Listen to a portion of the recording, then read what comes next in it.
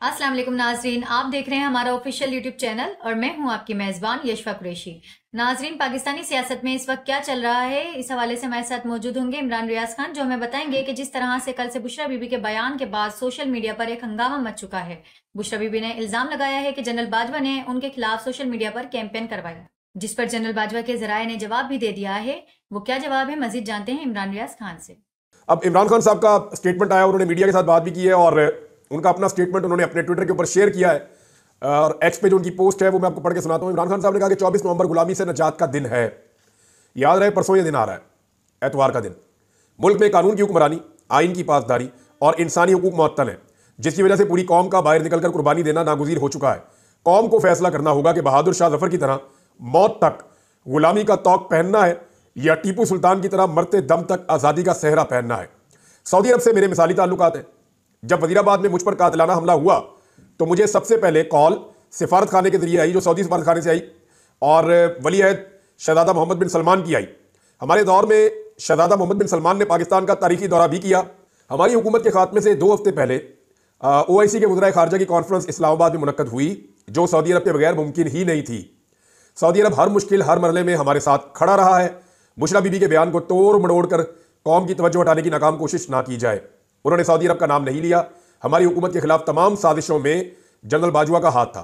मैंने उस वक्त भी चीफ जस्टिस और जनरल तारिक खान के जरिए साजिश की तहकीकात करवाने की कोशिश की, मगर जनरल बाजवा ने ऐसा नहीं होने दिया। अगर तब शफाफ तहकीकात हो जाती तो सच खुलकर सामने आ जाता। बुशरा बीबी का सियासत से कोई ताल्लुक नहीं है। बतौर एहलिया उन्होंने एहतजाजी कॉल के हवाले से कौम तक मेरा पैगाम पहुंचाया है। नवाज शरीफ के लिए मुशर्रफ दौर में कुलसूम नवाज भी निकली थी, मगर उसने डिक्टेटर होते हुए भी खातून को जेल में नहीं डाला था। मगर बुशरा बीबी को 9 माह झूठे मुकदमात में कैद में डाला गया। कौम अपनी तवज्जो 24 नवंबर के एहतजाज पर रखे, इंशाअल्लाह फतह आपकी होगी। साबिक वज़ीर आज़म इमरान खान का अडियाला जेल से पैगाम। अच्छा, इसमें जो है ना, ये सऊदी अरब वाले मामले को लेकर हुकूमत बहुत हसास हो रही है। हालांकि जिसने स्टेटमेंट दिया है वो खुद कह रहा है जी मैंने तो स्टेटमेंट इसके बारे में दिया ही नहीं। नहीं, आपने इसी के बारे में दिया। यानी उनका स्टेटमेंट, जो स्टेटमेंट देने वाला है, अगर फर्ज करें बुशरा बीबी ने स्टेटमेंट सऊदी अरब के खिलाफ देना होता और उन्हें दे दिया होता, तो उन्हें क्या जरूरत थी कि तनकीद आने से पहले ही जब लोगों ने इसकी निशानदेही की तो उन्होंने फौरी तौर पे कहा जी इसका मतलब ये नहीं है, एक्चुअली मैंने ये कहा है। ये कहने में थोड़ा सा वो जिस तरह उन्होंने अल्फाज का चुनाव था वो ठीक नहीं था, और ये जो लोग वहां एडिटिंग कर रहे थे, वहां मौजूद थे, उनको ये चीज वहां देख लेनी चाहिए थी, तो ये प्रॉब्लम होती ही ना। लेकिन मौजूदा हुकूमत का सारा फोकस ही इसके ऊपर है।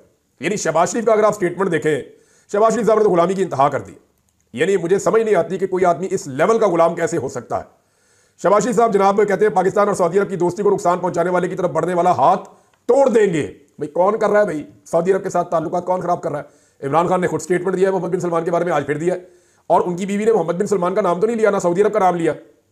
उन्होंने कहा जी जनरल बाजवा ने ये फिर कहा था, और जनरल बाजवा के जरिए बातें हमारे तक पहुंची हैं। तो जनरल बाजवा क्या कुछ कहते थे, मियां साहब अगर आपके बारे में बता देना साफी आपको कि जनरल बाजवा आपके बारे में क्या कहते थे, तो आपको कोई फर्क नहीं पड़ेगा, क्योंकि आपको फर्क पड़ता नहीं, आपको कोई कुछ भी कहता रहे।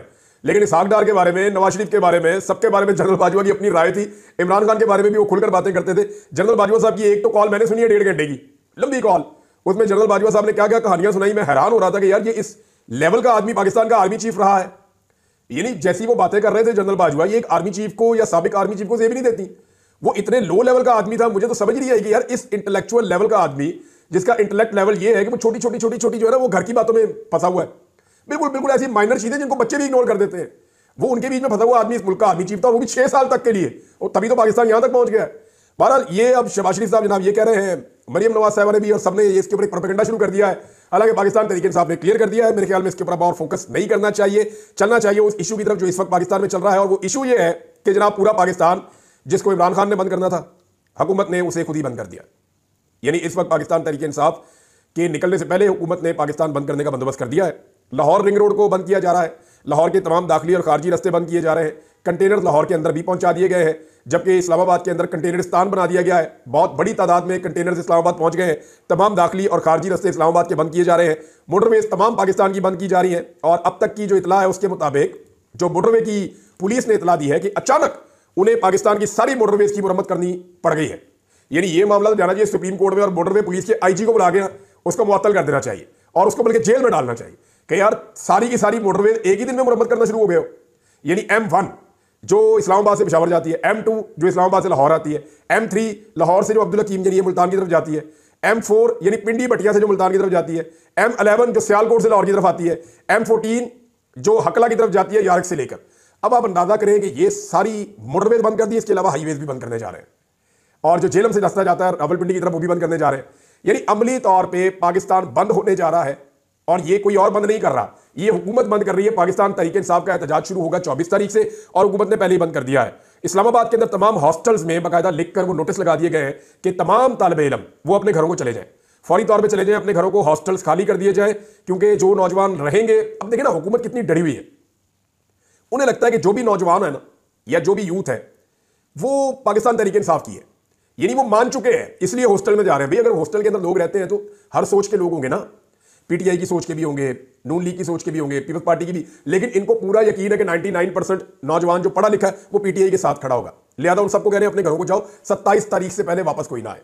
ये जनाब नोटिस लगा दिए, गेस्ट हाउसेस खाली करवा रहे हैं, होटल्स खाली करवा रहे हैं। तो इस्लामाबाद के अंदर जिस बंदे के पास आईडी कार्ड निकल आता है ना खैबर पख्तूनख्वा का, उसको गिरफ्तार कर देते हैं।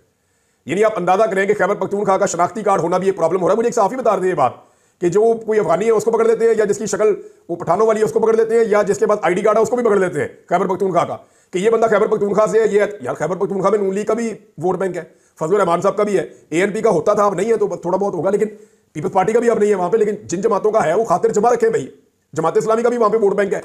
अब ये तो नहीं हो सकता कि खैबर पख्तूनख्वा का जिसका भी आईडी कार्ड है वो बंदा पीटीआई का ही है। लेकिन ये हुकूमत अज्यूम कर चुकी है कि हर वो आदमी जो नौजवान है, हर वो आदमी जो पढ़ा लिखा है, हर वो आदमी जो पश्तून है, हर वो आदमी जो थोड़ा सा भी शऊर रखता है, चाहे उसका ताल्लुक पंजाब से है या कहीं से भी है, वो हमारे खिलाफ ही है। और हुकूमत को इस बात का आइडिया हो गया कि ये इक़्तिदार पे काबिज होकर बैठे हुए हैं, अवाम में इनकी जड़ें बिल्कुल नहीं है। और एक और बड़ा खौफनाक काम जो इन्होंने शुरू किया, इन्होंने नफरत फैलाना शुरू की है खैबर पख्तूनख्वा के खिलाफ। अब ये जो नफरत फैला रहे हैं ना, ये मुल्क को किसी सूरत सूट नहीं करती। यानी मरियम नवाज उठती है खैबर पख्तूनख्वा पे हमला कर देती है, उनकी वज़ीरे इत्तलात उठती है वो खैबर पख्तूनख्वा पे हमला कर देती है, वज़ीर आज़म साहब वो उधर हमला कर देते हैं, ख्वाजा आसिफ हो गया, एहसन इकबाल हो गया, राणा, ये सारे लोग खैबर पख्तूनख्वा पे अटैक करते हैं, नस्ली बुनियादों पर, लिसानी बुनियादों पर और सबायत की बुनियादों के ऊपर। ये एक सूबे को दीवार के साथ लगा रहे हैं। देखिए ये बदकिस्मती है, सिर्फ अपनी सियासत और हुकूमत बचाने के लिए आप ये नहीं कर सकते। ये जुल्म है, ये ज्यादती है, ये गलत है। आप लोग भी तो आए थे एहतजाज लेकर मुख्तलिफ जगहों से, आपको तो किसी ने नहीं रोका, किसी ने आपके ऊपर इस तरह के एलिगेशन नहीं लगाए या सुबायत के ऊपर अटैक नहीं किया आपके ऊपर नाम लेकर। अब ये चीजें हुई थी 71 में, जो हम किताबों में पढ़ते हैं। याया खान ने और जुल्फिकार अली भुट्टो ने बंगालियों के खिलाफ नफरत पैदा की थी, जैसे अभी पठानों के खिलाफ नफरत पैदा करने की कोशिश की जा रही है।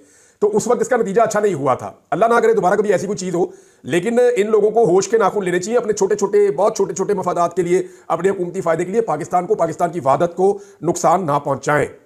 यानी आपका सलूक ये बता रहा है कि वफाकी दारुल हुकूमत पे इन लोगों का कोई हक नहीं है। वफाक की जानिब से ये नफरत अंगेज रवैया खतरनाक होता जा रहा है और इससे बचना चाहिए। बहरहाल इस वक्त हुकूमत का जो खौफ है, वो खौफ ये जाहिर करता है कि हुकूमत की टांगें कांप रही हैं और वो लगभग सरेंडर कर चुकी है। हुकूमत इनका मुकाबला नहीं कर सकती। अब फर्ज करें पाकिस्तान तहरीक इंसाफ खैबर पख्तूनख्वा और पंजाब के बॉर्डर पे आके बैठ जाती है और वो कहते हैं जी हमने लड़ाई करनी नहीं और हम एहतजाज करना चाहते हैं। मीनवाइल जो है वो लाहौर में शहरी निकल के एहतजाज करते रहे, बाकी शहरों में करते रहे, रावलपिंडी में करते रहे, इस्लामाबाद में करते रहे और लगे रहे अपना एहतजाज करने में। जो बड़ा काफिला है वो खैबर पख्तूनख्वा के बॉर्डर पर बैठा रहे और एक ही डिमांड करता रहे, जी आप रास्ता खोले, हमने इस्लामाबाद जाना है, हम लड़ना नहीं चाहते। और इंतजार करें 1 दिन, 2 दिन, 4 दिन, 5 दिन, 6 दिन, पुलिस कब तक खड़ी रहेगी वहां पे? एक दिन आएगा कि पुलिस वाले थक जाएंगे, रास्ता खोल देंगे और ये जाकर वहां एहतजाज कर दें। लेकिन सवाल ये पैदा होता है हुकूमत कितने दिन तक पाकिस्तान को बंद कर सकती है, या कितने दिन तक हुकूमत पाकिस्तान को बंद रख सकती है? अब कुछ लोग कहते हैं जी इसमें वहां गवर्नर राज लग जाएगा, तो उधर असेंबली का सेशन चल रहा है तो ऐसे गवर्नर राज नहीं लगता होता। लेकिन ये जो चीजें दिखाई दे रही हैं, इसमें नफरत है, डर है, बुजदली है, सरेंडर किया हुआ है हुकूमत ने। तकरीबन हुकूमत ने हथियार डाल दिए पाकिस्तान तहरीक इंसाफ के सामने और सियासी नुक्ता नजर से उन्होंने मुकम्मल अपनी हार तस्लीम कर ली है। इमरान खान साहब का एक स्टेटमेंट और भी आया और ये थोड़ी देर पहले आया और इमरान खान साहब ने कहा कि एतवार 24 नवंबर को हमारा एहतजाज हर सूरत होगा।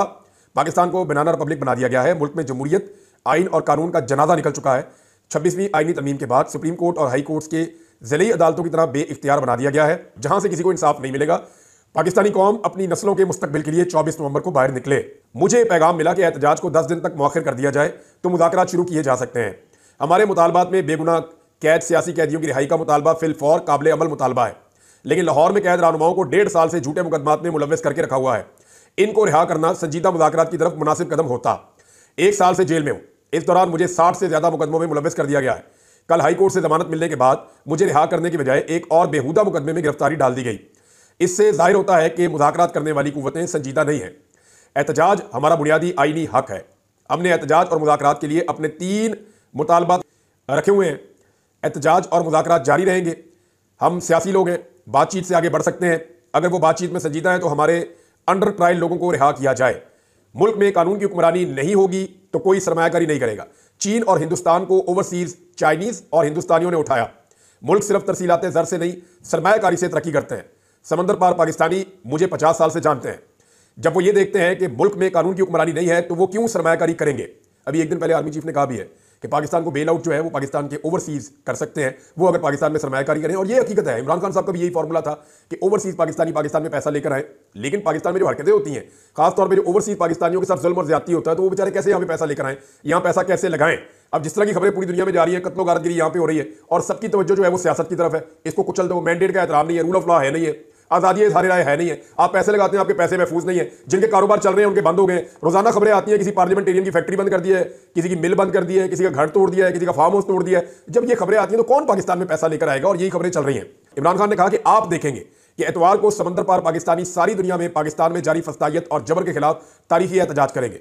इनको कोई डंडे नहीं मारेगा, ना ही इन पर शेलिंग होगी। वो आज़ाद जमहूरी मुल्कों में रहते हैं। इमरान खान साहब ने अडियाला जेल में ये बातचीत की और ये एक और स्टेटमेंट है जो मैंने आपको उनका बताया। ओवरसीज पाकिस्तानियों पे इमरान खान साहब का इन्हिसार काफी ज्यादा है। आजाद कश्मीर में नाज़रीन बड़ा जबरदस्त एहतजाज हो रहा है, लेकिन मीडिया को कहा गया है कि इसका मुकम्मल बाइकआउट करना है। और मीडिया के कुछ लोग काम क्या कर रहे हैं, ये जो यूनिफॉर्म पुलिस ऑफिसर है ना, वो सियासी कारकुन बन के इंटरव्यूज दे रहे हैं।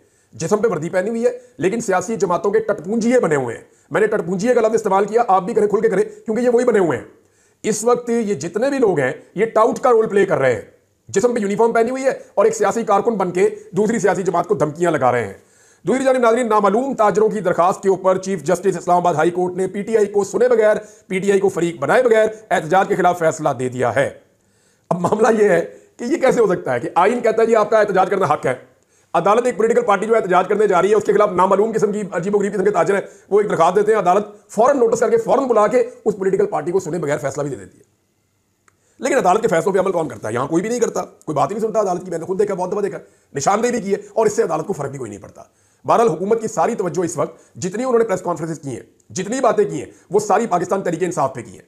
वो जो 44 लाशें पड़ी हुई है ना पारा चनार में, उसके ऊपर हुकूमत बात करने को तैयार नहीं है। मीडिया को भी मना कर रहे हैं कि बात ना करो। कैसी बेहिसी है इनकी। जी नाजरीन, उम्मीद है कि आपको ये वीडियो पसंद आई होगी। अपनी कीमती राय से हमें आगाह करें। मजीद इसी तरह की वीडियोस देखने के लिए हमारे चैनल को सब्सक्राइब करें ताकि बर वक्त खबरें आपको मिलती रहें और वीडियो को ज्यादा से ज्यादा शेयर करें।